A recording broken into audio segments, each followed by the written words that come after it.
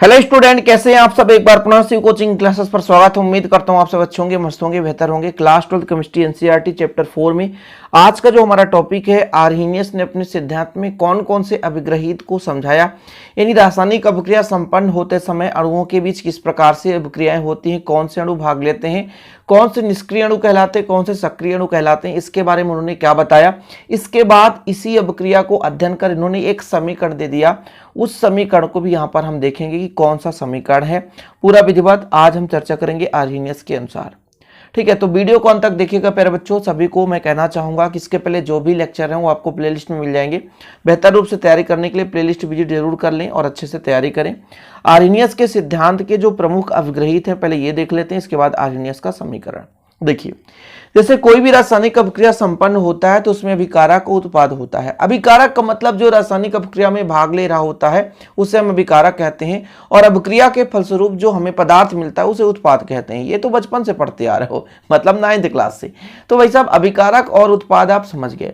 जैसे जैसे अभिक्रिया संपन्न होती है तो अभिकारक में कमी आते उत्पाद के सांद्रण में वृद्धि होती है, सबको पता है ना। क्योंकि जो पहला लेक्चर अभी तक मतलब पहले लेक्चर से देखता आ रहा है अभी तक, तो उसको क्लियर है, समझ में आ रहा होगा। क्योंकि हर एक लेक्चर में मैं ये चीज तो बता ही देता हूं कि अभिकारक अभिक्रिया में भाग लेने वाला पदार्थ है और उत्पाद बनने वाला पदार्थ है। जैसे अभिक्रिया धीरे धीरे संपन्न होती है तो अभिकारक में कमी आती है और उत्पाद में वृद्धि होती है। अच्छा, देखिए, जैसे हम किसी भी रासायनिक अभिक्रिया को संपन्न करा रहे होते हैं तो जो आपके अभिकारक है एक साथ सारे के सारे उत्पाद नहीं बनते। इसीलिए तो कहते हैं धीरे धीरे करके अभिकारक जो है उत्पाद में बदल रहा है, यानी धीरे धीरे करके अभिकारक के सांद्रण में कमी होती है और उत्पाद के सांद्रण में वृद्धि होती है। एक साथ सारे के सारे जो हमारे अभिकारक के अणु है वो उत्पाद में परिवर्तित नहीं होते। क्यों?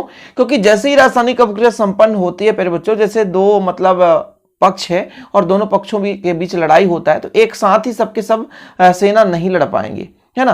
पहले आगे की सेना लड़ेंगे और पीछे के सेना खड़े रहेंगे, मतलब लड़ेंगे, तत्पर तैयार रहेंगे, लेकिन कुछ वहां पर एक्टिव नहीं रहेंगे। लेकिन जो आगे रहेंगे वो तो भाई साहब लड़ाई करेंगे। ऐसे ही यहां पर अभिक्रिया की भी बात होती है, तो कि अणु जो होते हैं कि जब जैसे रासायनिक अभिक्रिया संपन्न होती है तो अभिकारक के सभी अणु एक साथ अभिक्रिया में संपन्न भाग तो लेते हैं लेकिन संपन्न नहीं हो पाते, यानी अभिकारक से उत्पाद में बदल नहीं पाते। तो अभिक्रिया में जितने भी अणु भाग ले रहे होते हैं तो जरूरी नहीं है कि वो क्रिया करने में भी भाग ले रहे हों। क्रिया का मतलब रासायनिक अभिक्रिया अलग है, क्रिया अलग है। क्रिया का मतलब वास्तव में वो एक्टिव हो चुके हैं, अभिकारक से उत्पाद में बदल रहे हैं। तो जितने भी अणु रासायनिक अभिक्रिया में हमारे पास अभिकारक के हैं तो जरूरी नहीं कि सभी के सभी क्रिया में भाग लें। तो इसको किसने बताया? आर्हीनियस ने बताया। बस इसी से संबंधित उन्होंने बता दिया। देखो, पहला अभिग्रहित देखो जरा, क्या क्या अभिग्रहित है कि अभिकारकों की सभी अणु रासायनिक क्रिया में भाग नहीं लेते। देखो, रासायनिक अभिक्रिया संपन्न कराने के लिए आते तो हैं लेकिन क्रिया में भाग नहीं लेते, एक साथ सभी के सभी अणु भाग नहीं लेते हैं। ठीक है, अभिकारक के वही अणु जो रासायनिक अभिक्रिया में भाग लेते हैं वो सक्रिय अणु कहलाते हैं। सक्रिय अणु मतलब जो रासायनिक अभिक्रिया में भाग लिए और सीधे वो उत्पाद में बदल रहे हैं, वो सक्रिय अणु कहला गए। ठीक है, लेकिन जो अणु भाग नहीं ले रहे हैं, देखो रासायनिक अभिक्रिया में तो आए हैं, अभिकारक हैं तो पक्का वो कहीं ना कहीं रासायनिक अभिक्रिया के लिए ही संपन्न होने के लिए ही वो वहां पर उपस्थित है। तो रासायनिक अभिक्रिया में आए हैं भाई साहब लेकिन क्रिया नहीं करते। फिर से मैं समझा रहा हूं, जैसे मैंने कहा भाई साहब कि 50 मोल आपने NaCl ले लिया, उसमें से 25 या 30 मोल NaCl उत्पाद बना रहा है, लेकिन जो आपके 20 मोल NaCl के अणु है वो उत्पाद नहीं बना रहे। तो जो उत्पाद बना रहे हैं, जो वास्तव में अभिकारक से उत्पाद बन रहा है, तो वो आपका सक्रिय अणु कहलाया। और जो उत्पाद नहीं बन रहा, मतलब जो क्रिया में भाग नहीं ले रहा है, समझ रहे हो, तो उसे हम क्या बोलते हैं? निष्क्रिय अणु। तो इसी चीज को आर्हीनियस ने अपने भाषा में बता दिया कि जो अणु रासायनिक क्रिया में भाग नहीं ले रहे हैं, मतलब हैं तो रासायनिक अभिक्रिया के लिए ही हैं लेकिन जो भाग नहीं ले रहे हैं, तो प्यारे बच्चों वो क्या है? निष्क्रिय अणु कहलाते हैं। फिर अगला नंबर बताया कि ऐसा नहीं है कि भाई साहब निष्क्रिय और सक्रिय दोनों अणु हैं अभिक्रिया में। अभिक्रिया में तो दोनों होंगे। मैंने आपको फिर से बताया कि 50 मोल NaCl ले लिया, 30 मोल हमारा उत्पाद बन गया, 20 मोल बचा है। तो ऐसा नहीं है कि इसका अस्तित्व खत्म हो जाए, कहीं ना कहीं उसका साम्य स्थापित रहता है। क्यों? क्योंकि आपने पढ़ा है जैसे किसी भी रासायनिक अभिक्रिया में ताप बढ़ा दे तो वो जो आपका अणु परमाणु है जो निष्क्रिय है वो एनर्जी को ऑब्जॉर्व करता है, तो मतलब ऊर्जा लेकर के पुनः सक्रिय में बदल जाता है और अभिक्रिया संपन्न कराता है। तभी तो कहते हैं ताप बढ़ाने से रासायनिक अभिक्रिया की दर बढ़ती है। और मैंने आपको बताया था इसके पिछले लेक्चर में कि प्रति 10 डिग्री सेल्सियस तापमान यदि बढ़ा दिया जाए तो अभिक्रिया की दर दुगनी हो जाती है। यानी 10 डिग्री सेल्सियस यदि बढ़ाओगे तो अभिक्रिया की दर दुगनी हो जाती है। तो यही चीज यहां पर कहा गया कि अभिकारक जो भी है उनकी सांद्रता में जो सक्रिय और निष्क्रिय अणु है इनके बीच एक साम्य स्थापित बना रहता है। जब अभिक्रिया का ताप बढ़ाया जाता है तो उपयुक्त साम्य दाईं ओर स्थानांतरित हो जाती है, अतः सक्रिय अणुओं की संख्या में वृद्धि हो जाती है। ये तो सबको पता है, मैंने पहले ही बता दिया कि जैसे ही हम अभिक्रिया में अभिकारक के तापमान को यदि हम बढ़ा दें, यानी अभिक्रिया को हम एनर्जी दें, ऊर्जा दें, तो प्यारे बच्चों जो निष्क्रिय अणु है वो सक्रिय अणु में बदलेंगे। ठीक है, इस तरीके से हम कह सकते हैं कि जैसे तापमान बढ़ाते हैं तो तापमान बढ़ाने के कारण अणुओं की गतिज ऊर्जा बढ़ जाती है और टक्कर की संख्या बढ़ती है, जिस कारण अभिक्रिया तेजी गति से संपन्न होती है। इसके पहले मैंने आर्हीनियस का ही टक्कर सिद्धांत कराया था, जिसमें आपको बताया था कि जब अणुओं परमाणुओं के बीच एक उचित टक्कर होता है तभी किसी उत्पाद का निर्माण होता है। जैसे रासायनिक अभिक्रिया हम संपन्न करा रहे होते हैं तो अणुओं या परमाणुओं के बीच जब उचित टक्कर होता है, एक नियमित टक्कर होता है, तभी रासायनिक अभिक्रिया संपन्न होती है, अन्यथा रासायनिक अभिक्रिया संपन्न नहीं होती है। तो रासायनिक अभिक्रिया संपन्न होने के लिए जो उनके अणु परमाणु है उचित टक्कर करनी चाहिए। यदि टक्करों की संख्या अधिक है तो रासायनिक अभिक्रिया अधिक संपन्न होगी, यदि टक्करों की संख्या कम है तो रासायनिक अभिक्रिया कम संपन्न होगी। मैंने आपको समझाया था कि तापमान बढ़ाने से अणुओं की गतिज ऊर्जा बढ़ती है और गतिज ऊर्जा बढ़ा तो टक्कर की संख्या बढ़ी, और जब टक्कर बढ़ गया प्यारे बच्चों तो रासायनिक अभिक्रिया की दर बढ़ जाती है।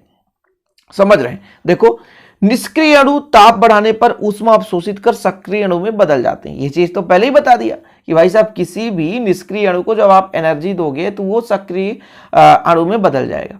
एक चीज आपको और मैं बताया था कि जैसे किसी भी अणु की एक निश्चित देहली ऊर्जा होती है। देहली ऊर्जा वह ऊर्जा है जिससे न्यूनतम ऊर्जा यानी उससे कम ऊर्जा पर वो रासायनिक अभिक्रिया संपन्न नहीं कर सकता।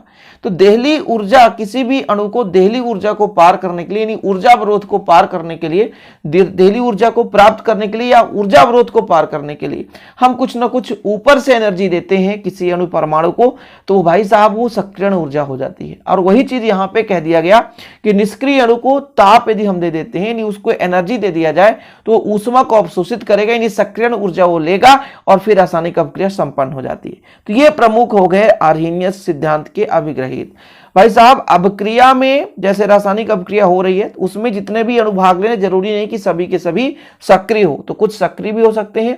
जो क्रिया नहीं करेंगे वो आपके निष्क्रिय हैं, जो क्रिया करेंगे वो सक्रिय हैं। अब आर्हीनियस ने भाई साहब यही सब चीज अध्ययन किया और उन्होंने एक समीकरण दे दिया के बराबर ए ई, है ना, पावर में ई ए अपान आर टी। ये फार्मूला विभिन्न प्रकार के फार्मूलों को, एंट्रापी वगैरह है, आप पढ़े हो 11th क्लास के केमिस्ट्री में, वहां से निष्पत्ति होता है। लेकिन अभी मैं यहाँ पे निष्पत्ति नहीं करा रहा हूँ क्योंकि इस समीकरणों को यदि आप याद कर लेते हो तो बहुत ही सिंपल होगा आगे चलकर सॉल्व करने में। यदि आप उसको सॉल्व करो 3 से 4 पेज कम से कम होगा। इसलिए अभी यहाँ पर समझो आर्हीनियस ने किस प्रकार समीकरण दिया ये आपको यहाँ पे नहीं पढ़ना है। ये आर्हीनियस का समीकरण, इसको आगे सॉल्व कर लेना है। ठीक है, तो आर्हीनियस ने समांगी गैसीय अभिक्रियाओं में ताप से होने वाली परिवर्तन से वेग स्थिरांक के में होने वाले परिवर्तन को निम्नलिखित व्यंजक से दर्शाया कि जैसे किसी भी रासायनिक अभिक्रिया में जब परिवर्तन होता है तो वेग स्थिरांक के में किस प्रकार से परिवर्तन होता है, उसके लिए इन्होंने दे दिया ए ई की पावर माइनस ई ए अपान आर टी, जहां पे क्या है के एक दर स्थिरांक है, ई ए क्या है सक्रियण ऊर्जा है। मैंने आपको बताया था सक्रियण ऊर्जा किसे कहते हैं, किसी भी अणु परमाणु को जो बाहर से दी गई ऊर्जा होती है, जिस ऊर्जा से क्या होता है रासायनिक अभिक्रिया संपन्न होता है, उसे हम कहते हैं सक्रियण ऊर्जा। क्या बोलते हैं? सक्रियण ऊर्जा कहते हैं। आर आपका क्या है? गैस स्थिरांक है जिसका मान है 8.314, और जो आपका ए क्या है वो आवृत्ति कारक है। ठीक है, या आर्हीनियस कारक जिसे बोलते हैं। तो ये हमारा आर्हीनियस समीकरण हो गया। अब देखो इसको हम समीकरण 1 दे देते हैं, इसको हम समीकरण 1 दे देते हैं, और समीकरण 1 में दोनों पक्षों में लाग लेने पर यानी लघुगणक लेने पर, तो चलिए दोनों पक्षों में लाग लेते हैं। समीकरण 1 के दोनों पक्षों में क्या करने पर, लॉगरिथम लेने पर। ठीक है, ले लो बच्चे लोग लॉगरिथम। मतलब आपका है तो log हो जाएगा k हो जाएगा, इधर हो जाएगा log कितना है आपके पास a e की पावर माइनस ई ए अपान आर टी।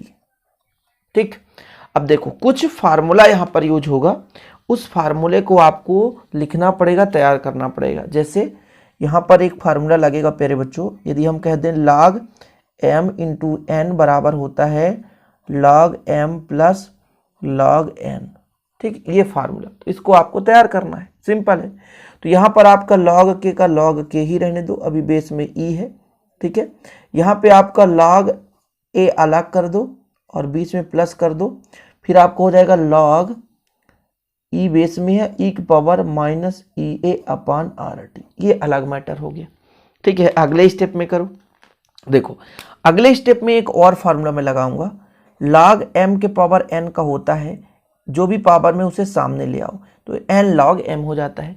तो अगले स्टेप में हो जाएगा log e के, यहाँ पर log a हो जाएगा। अब ये माइनस ये पावर में जो है वो सामने आ जाएगा, ई ए अपान आर टी सामने आ गया, ये बदल गया log, यहाँ पे e और यहाँ पे e दोनों सेम है। अब जब भी प्यारे बच्चों ये लघुगणक भी और बेस यानी आधार सेम हो तो उसका मान 1 होता है। तो मैं यहाँ पर यदि कह दूँ कि log जो आपका लघुगणक e है और बेस भी e है तो इसका मान 1 होता है, याद करिए आप लोग। ठीक है, तो इसका मान आ जाएगा यहाँ पे log k बराबर log a minus E A upon R T, इसका मान 1 होता है। अब यहाँ से हम इसको log 10 में बदलेंगे, किस में बदलेंगे, log 10 के फॉर्म में बदलेंगे। तो जब इसे log 10 के फॉर्म में बदलते हैं, देखिएगा तो log 10 के फॉर्म में बदलने के लिए जैसे यहाँ पे 10 कर दें तो इधर हो जाएगा आपका log, ठीक है, log हो जाएगा 10 a हो जाएगा, और यहाँ पर प्यारे बच्चों ई ए 2.303 आर टी का मल्टीप्लाई कर दो। इतना आपको लॉजिक तैयार करना पड़ेगा और यहाँ से आपका आर्हीनियस समीकरण संपन्न हो जाता है। इसके आगे कुछ नहीं है, सिंपल है, थोड़ा बहुत और है जिसमें आप वैल्यू पुट कर दोगे तो आपका आंसर आ जाएगा। ठीक, आगे यदि आप इसको सॉल्व भी करना चाहते हैं तो कर सकते हैं। अब इसको आर्हीनियस ने क्या किया, एक बढ़िया सरल रेखा का समीकरण, जैसे ये आपको दिख रहा समीकरण दो एक सरल रेखा का समीकरण है। देखो समीकरण 2 एक सरल रेखा का समीकरण है, किसका है, एक सरल रेखा का समीकरण है, समीकरण है ही है। ठीक है, जिसे y बराबर एम एक्स प्लस सी से तुलना करने पर,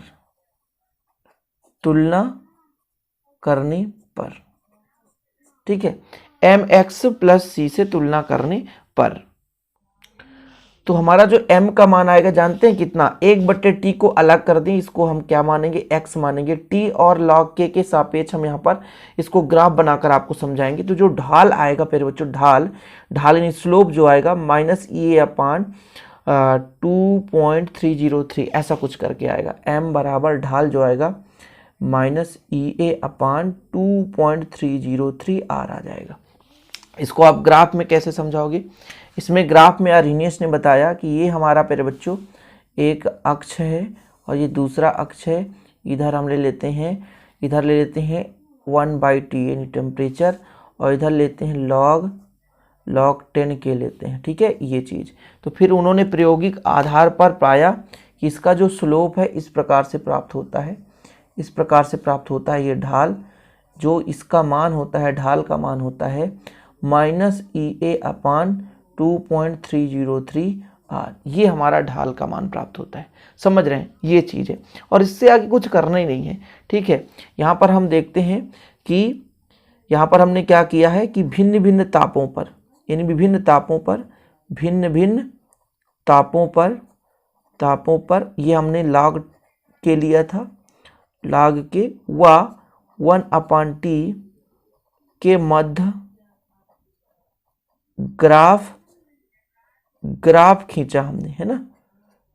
ग्राफ खींचने पर जो ढाल हमें मिला, जो स्लोप मिला, वो minus E A upon 2.303 are मिला। ये चीज़ है, हमने तुलना किया y बराबर एम एक्स प्लस सी से।